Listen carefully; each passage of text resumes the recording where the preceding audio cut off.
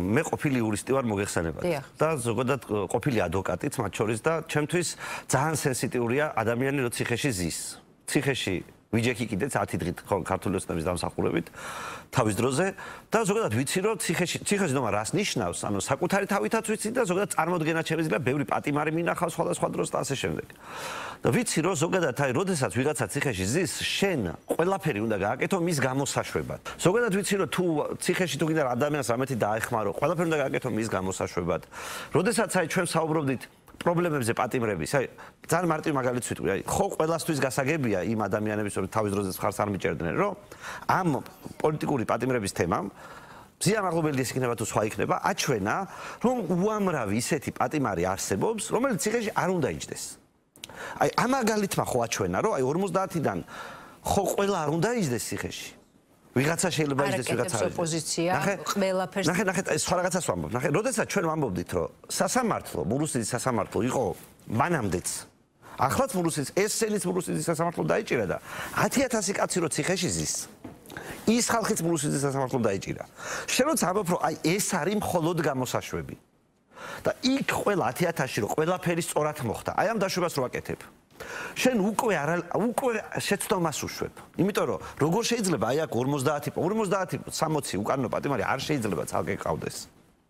როდესაც 12 წელია სასამართლო გაქვს და შენ მარტო ბოლო 50 საქმეს განიხილავ, რომ ამან მიიქცია შენი ყურადღება სინამდვილეში, ხვდები რომ ის დანარჩენი გავიწყდება და იმ დანარჩენში მე ვიძახდი რომ ნახევარი მეთქი. ნახევარი ტყილაზე ციხეში მეთქი. ბევრად მეტი მგონია რომ ტყილაზე ციხეში. მაგრამ ნახევარზე ბატონი კობახიძეც კი დამეთანხმა, იმიტომ რომ აი ევროპის საშუალო პატიმრების რაოდენობაზე ორჯერ მეტი ვიყავით. ნუ როგორც იყო იქ დათვლილი ხარ, მინდა რომ ამ ტექნიკურად შემეშალოს.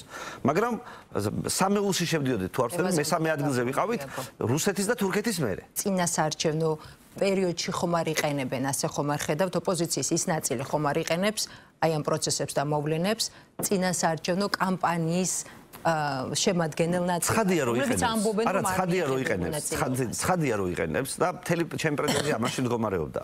რომ ნაცვლად იმისა რომ შენ როცა ადამიანი ციხეში მოხვდება, იმოძრავე ერთადერთი მოტივით. როგორ გამოუშვათ ადამიანი გარეთ. შენ მოძრაობ სხვა მოტივით. როგორ გამოვიყენო წინასაარჩევნოდ ეს ამბავი. ეს ქართული ოცნების ამაზრზე იქცევა ამ ადამიანების ძევლად აყვანა. მე როგორ გამოვიყენო იმისთვის რომ მე პოლიტიკური სარგებელი მივიღო, იმიტომ რომ მე თუ ამ მიზნით არ ვიყენებ ამას, მე რაღაცა სხვანაირად უნდა მოვიქცე. რაღაც სხვა რამე უნდა გავაკეთო, სხვა ტიპის მოლაპარაკება უნდა დავიწყო და პირიქით ამ ხალხის გაქეზება რომ ვიგებთ.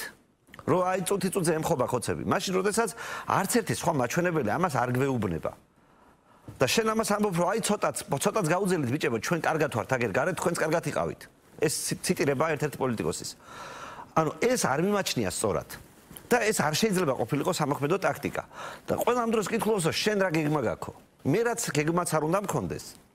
ის გეგმა უნდა შემოწყდეს სხვა ადამიანებთან ერთად. ის გეგმა უნდა იყოს კონსენსუსის შედეგი. თორემ მე დარწმუნებული ვარ, რომ ამაზე უარესი, რაც ახლა ხდებოდა აი ამ ადამიანების დაპატიმრებების და აი ამ დანარჩენი უკანონობების საპასუხოდ, რასაც ქართული ოცნება აკეთებდა. რაც გაკეთდა, თავისი მარშებით, ნიღბებით, ხორუმის ცეკვებით და ასე შემდეგ. რო ადამიანები დამჯდარიყავით, რომ ამაზე გველაპარაკა, მართლა ხაზარაძეს რო ფული დაეხარჯა იმაში, რომ კომფორტული გარემო ყოფილიყო, რომ გველაპარაკა. დაშავებულები არიან მათ შორის პოლიციელები. ხო და მე მჯერა რომ ვიღაც დამნაშავეც არის, მაგრამ მე მჯერა რომ მე ახსნას დავდე, მაგალითად ზია მაღლობელი რატო არ უნდა მჯდარიყო ციხეში. ის რომ რაღაცა სამართალდარღვევა, ან გავს სამართალდარღვევას, არ ნიშნავს რომ პატიმრობას იწვევს. თქვენ რომ მე ასანთი მოგპაროთ, ტექნიკურად მოპარვა, მაგრამ ქურდობით არ ისჯება.